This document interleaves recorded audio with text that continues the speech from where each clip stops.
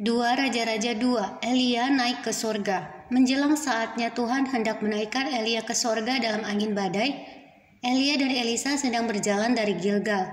Berkatalah Elia kepada Elisa, "Baiklah tinggal di sini sebab Tuhan menyuruh aku ke Betel." Tetapi Elisa menjawab, "Demi Tuhan yang hidup dan demi hidupmu sendiri, sesungguhnya aku tidak akan meninggalkan engkau." Lalu pergilah mereka ke Betel. Pada waktu itu keluarlah rombongan nabi yang ada di Betel mendapatkan Elisa. Lalu berkatalah mereka kepadanya, "Sudahkah engkau tahu bahwa pada hari ini tuanmu akan diambil daripadamu oleh Tuhan terangkat ke sorga?" Jawabnya, "Aku juga tahu, diamlah."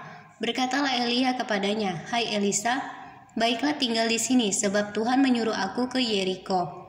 Tetapi jawabnya, "Demi Tuhan yang hidup dan demi hidupmu sendiri, sesungguhnya aku tidak akan meninggalkan engkau." Lalu sampailah mereka di Yeriko. Pada waktu itu mendekatlah rombongan nabi yang ada di Yeriko kepada Elisa serta berkata kepadanya, "Sudahkah engkau tahu bahwa pada hari ini tuanmu akan diambil daripadamu oleh Tuhan terangkat ke sorga?" Jawabnya, "Aku juga tahu, diamlah."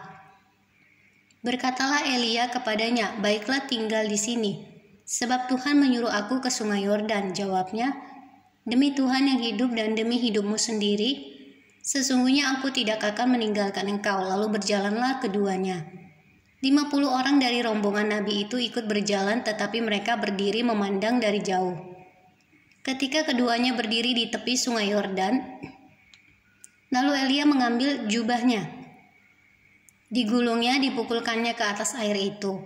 Maka terbagilah air itu ke sebelah sini dan ke sebelah sana, sehingga menyeberanglah keduanya dengan berjalan di tanah yang kering. Dan sesudah mereka sampai di seberang, berkatalah Elia kepada Elisa, "Mintalah apa yang hendak kulakukan kepadamu sebelum aku terangkat daripadamu." Jawab Elisa, "Biarlah kiranya aku mendapat 2 bagian dari rohmu." Berkatalah Elia, "Yang kau minta itu adalah sukar. Tetapi jika engkau dapat melihat aku terangkat daripadamu, akan terjadilah kepadamu seperti yang demikian. Dan jika tidak, tidak akan terjadi." Sedang mereka berjalan terus sambil berkata-kata, tiba-tiba datanglah kereta berapi dengan kuda berapi memisahkan keduanya. Lalu naiklah Elia ke sorga dalam angin badai.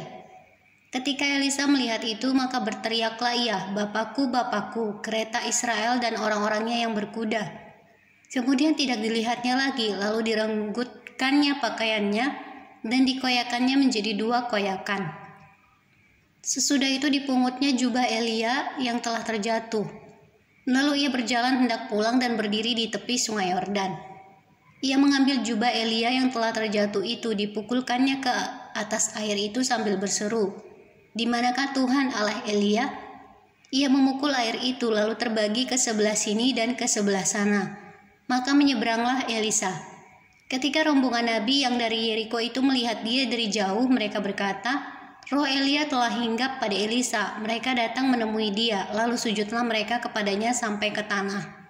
Mereka berkata, "Coba lihat, di antara hamba-hambamu ini ada 50 orang laki-laki, orang-orang tangkas. Biarlah mereka itu pergi mencari tuanmu. Jangan-jangan ia diangkat oleh roh Tuhan dan dilemparkannya ke atas salah satu gunung atau ke dalam salah satu lembah." Elisa menjawab, "Janganlah suruh pergi."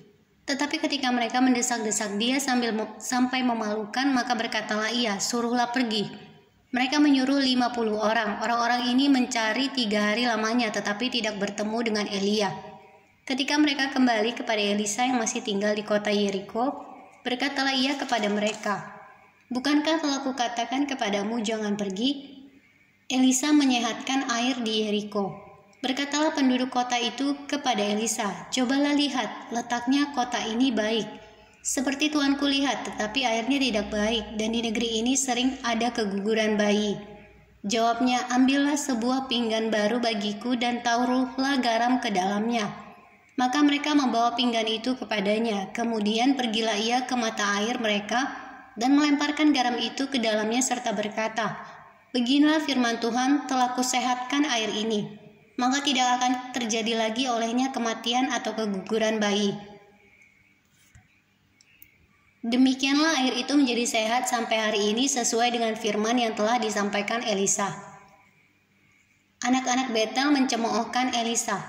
Elisa pergi dari sana ke Betel, dan sedang ia mendaki, maka keluarlah anak-anak dari kota itu, lalu mencemoohkan dia serta berseru kepadanya, naiklah botak, naiklah botak. Lalu berpalinglah ia ke belakang, dan ketika ia melihat mereka, dikutuknyalah mereka demi nama Tuhan.